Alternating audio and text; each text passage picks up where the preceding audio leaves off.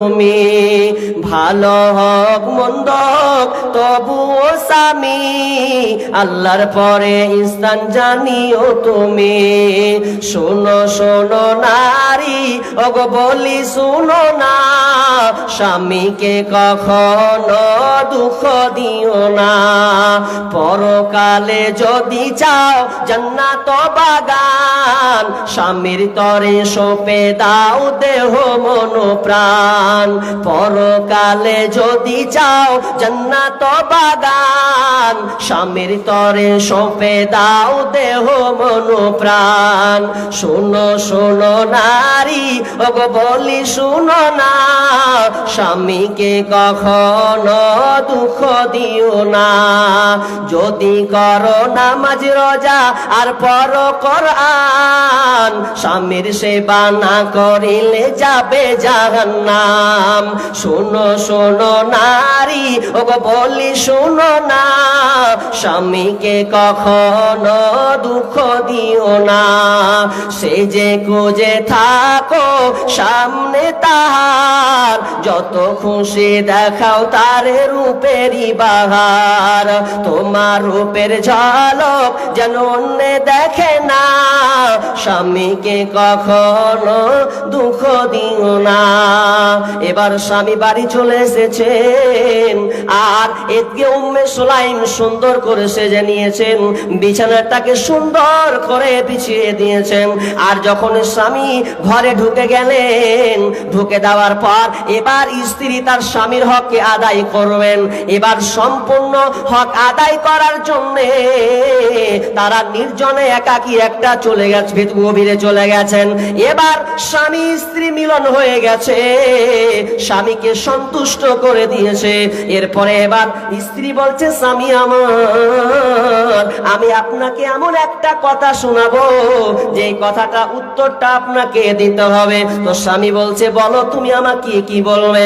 এবার স্ত্রী বলছে, স্বামী আমার, আপনাকে যদি কেউ নেয়ামাত কোনো আমানাত রাখতে দেয়, আর কোনো ব্যক্তি যদি আমানাত চাইতে আসে, তাহলে কি আপনি ওই আমানাতটা ওকে দিয়ে দেবেন না? স্বামী বলছেন, আবু তালা বলছেন, অবশ্যই ওর হক যদি, ও আমানত যদি চায় তাহলে ওকে ফিরিয়ে দিতে হবে। এবার স্ত্রী দেখেন কত ইমানদারি মহিলা, কত সুন্দর করে স্বামীকে বুঝাচ্ছেন, দিয়ে বলছেন, স্বামী আমার, আমাদেরকে একটা সন্তান আল্লাহ তাআলা দিয়েছিলেন, আর ওই সন্তানটা ছিল আল্লাহর আমানত, আর ওই আমানতটা আল্লাহ উঠিয়ে নিয়েছেন। আর তার মানে তোমার সন্তানটা মারা গেছে। যেমনই বলা, নাপাক অবস্থা শরীর, স্বামী তো একটু রেগে গেছে, এই তুই কি শোনালি আমাকে? এই নাপাক অবস্থায় তুই আমার ছেলের মরার খবর শোনালি মানে? আনাস বর্ণনা করছেন যে আমি আব্বাকে ফলো করলাম, চোখগুলোকে লাল লাল করে দিয়েছে, এমন রাগান রেগেছে যে নাপাকের অবস্থায় বলতে হলো, আগে বলা গেল না। এবার রাগ করে দিয়ে চলে গেল আল্লাহ রাসূলের কাছে, যে আল্লাহ রাসূল, আমাদের মধ্যে এই ঘটনা ঘটেছে। আল্লাহ রাসূল বললেন কি, যে শোনো। আল্লাহ রাসূল দোয়া করে দিলেন, হে আল্লাহ, এই দুজনের মধ্যে এই রাত্রিতে যেটা হয়েছে, এই মিলনের ফলে আল্লাহ তুমি তাদেরকে একটা নেক সন্তান দাও। আল্লাহ দোয়া কবুল করেছিলেন, সন্তান দিয়েছিলেন। এই দুটার কথা বললাম, ছিল কোথায়, এলো কোথায়? ইসলামের সুশীতল ছায়াতে এলো, ইসলাম গ্রহণ করলেন, আর গ্রহণ করার পরে তাদের জীবনটা এ দিনের পথে অতিবাহিত করে দিলেন, যা সব সময় এই উদাহরণ হয়েই থাকবে। ভাইরা আমার, তাহলে আজকে আমার আলোচনা হেদায়াত কত দামি জিনিস। আজকে আপনাকে বলি কত দামি জিনিস। 10টা ধারা আমি আপনাদের সামনে বর্ণনা করব। নাম্বার 1, একটা দিয়ে 10টা পারবো কিনা জানি না, 10:30, তার মানে আর খুব জোর আর 1 ঘন্টা, নাকি বলো না? 1 ঘন্টা তো শেষ হবে, দেখা যাক কয়টা আপনাকে গুনে দিতে পারি। নাম্বার 1 দিয়ে ধরেন, মনে রাখেন যারা এই 10টার মধ্যে থাকবে, ওয়া আন্না হাদা সিরাতি মুস্তাকিমা, এটা হচ্ছেন হেদায়েতের রাস্তা। 10টা ধারা দেখেন, قل تعالوا أتلوا ما حرم ربكم عليكم ألا تشركوا به شيئا। আল্লাহ তাআলা নবীকে বলছেন, নবী হে, আমি আপনি আপনার উম্মতিদেরকে বলে দেন, আমার বান্দাদের জানিয়ে দাও, কুল তাআলাউ আতুলু মা হাররামা, তাদের জন্য হারাম করে দেওয়া হয়েছে আল্লাহ তুশরিকু বিহি শাইআ, তারা যেন শরীক স্থাপন না করে, আমাকে ডাকতে গিয়ে, আমার ইবাদত করতে গিয়ে তারা যেন অংশীদারি স্থাপন না করে, এক কথায় শিরিক না করে দেয়। কারণ শিরিক এত ভয়াবহ, এমন একটা কাবিরা গুনাহ, বড় পাপ। কেউ যদি শিরিক করে দেয়, শিরিকের ব্যাপার আমি বেশি লম্বা করব না, হালকা টাচ করে চলে যাব। এই শিরিক কত খাতারনাক। আল্লাহ সুবহানাহু ওয়া তাআলা বলছেন, ইন্নাহু মাইয়ুশরিক বিল্লাহি ফাকাদ হারামাল্লাহু আলাইহিল জান্নাহ ওয়া মা'ওয়াহুন নার ওয়া মা লিয-যালিমিনা মিন আনসার। এই শিরিক কত ভয়াবহ আল্লাহ তাআলা বলছেন, যারা শিরক করবে তাদের জান্নাত হারাম, তাদের জন্য জান্নাত হারাম, তাদের জন্য জান্নাত হারাম, জাহান্নাম অবধারিত। ওয়া মা লিয-যালিমিনা মিন আনসার, এবং আপনার কিনা তাদের জন্য কোনো সাহায্যকারী থাকবে না। কেন কেন কেন? কারণ তারা শিরকের মতন বড় গুনাহ তারা করে ফেলেছে।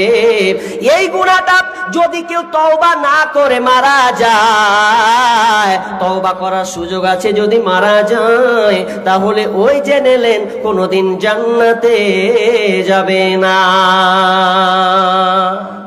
দুটা উদাহরণ দিব, দুটা, বেশি নয়, দুটা উদাহরণ দেব, ভালো করে ধরেন। আচ্ছা, বিয়ে কে কে করেছেন? হাত তুলেন এবার। বিয়ে কে করেছেন? শরম কেন করছিস রে ভাই? বাপ জিরা নেই শরম করবে? তাহলে এই 4-5টা বিয়ে করেছে, আর এত গ্রামে বিয়ে করতে এতটি লোক হলো কি করে গো? আজীব ব্যাপার। শরম করছে, আসলে শরম করার কথা নাকি? মানে আজকালকার সকাল হয়ে গেলে গোসল করতে হবে, তো এটা শরম করছে, যে গোসল করবো তো দেখবে, আব্বা দেখবে, মা দেখবে, গোসল করবো দেখে নেবে, শরম করছে।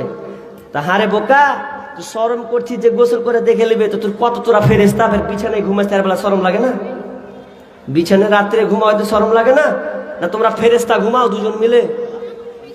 কত দেখতে পাওয়া যাচ্ছে আমাদের গ্রামে, আপনাদের ভালো সবাই যাই হোক, তা আমাদের গ্রামে দেখা যায় যে 4 মাসের, 6 মাসের, 7 মাসের হয়ে গেছে, পেটে ছেলে নিয়ে আছে, একদিনও গোসল করতে দেখতে পেল।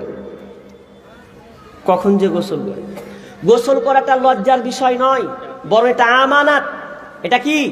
আমানাত। কারণ হাদিস, স্পষ্ট হাদিস আছে, বিষ্ণু বলছেন যে এই 5টা কাজ করবে সে ব্যক্তি জান্নাতে চলে যাবে। জান্নাত, তার জন্য জান্নাতের একটি দরজা, তার জন্য জান্নাত ওপেন করা হবে, সে জান্নাতে প্রবেশ করবে। তো 5টার মধ্যে লাস্টে বলছে যে আমানত রক্ষা করবে। সাহাবীরা বুঝতে পারলেন না আমানত রক্ষা মানে কি, বলতেন যে নাপাকির গোসল করবে, ওটাই হচ্ছে আমানত।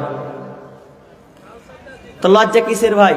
তো বিয়ে কে কে করেছি হাত তুলতে বললাম, তো করছে যে কি করবে না করবে। আরে উঠান না রে ভাই, কে কে বিয়ে করেছেন দেখি না এবার।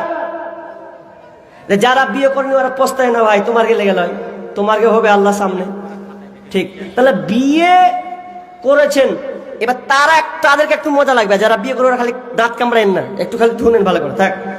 কি বিয়ে যারা করেছেন, আপনি যখন প্রথম বিয়ে করেছেন বা যখন বিয়ে করা হয়, একটা অমুক গ্রাম থেকে ধরলেন ভুলকি মাদ্রাসা আশেপাশে একটা মেয়েকে চয়েস করেছেন, নিয়ে চলে এসেছেন। নিয়ে চলে আসার পর এবার দেখছেন, ও গে মা গে, কি সুন্দর চেহারা গে, খাতারনাক, আমার স্ত্রী পেয়েছি, 1 ঘন্টা স্ত্রী পেয়েছি আমি। তো এত ভালোবাসতে লেগেছে স্ত্রীকে, বলছে জান তোমাকে ছাড়া আমি থাকতে পারি না, তুমি আমার প্রিয়তমা, কি আর কব, বিদেশ যেতে ইচ্ছা হয় না। আর স্বামী স্ত্রীরা যদি কিছু, স্বামী যদি স্ত্রীরা যে এরা হয় যাবি না মানে কি খাওয়াবি, বাধ্য হয়ে যেতে হবে। এবার বিদেশ চলে গেছে, এবার স্ত্রীকে খুব ভালোবাসে, প্রথম এত খাওয়ায়, এত লিয়ে আসে, প্রতিদিন এতদিন লিয়ে আসেন, এখন প্রতিদিন মিষ্টি, সিংড়া, মুড়ি, চপ, সন্ধ্যা হলে খালি ঢুকছে খালি। এবার বিদেশে চলে গেছে, বিদেশে যাওয়ার পর এবার স্ত্রী ফোন করেছে, ভালো করে উদাহরণটা শুনেন।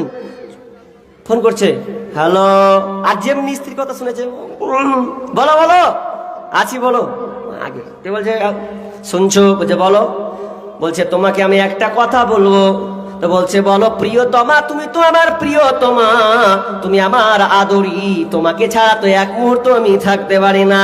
তো কি বলবে বলো? তো বলছে স্বামী আমার, আমার একটা কথা শুনে নাও, যে তুমি আমাকে একটা গলার হার বানিয়ে দিয়েছিলে না, ওই গলার হারটা হারিয়ে দিয়েছি কিংবা চুরি হয়ে গেছে।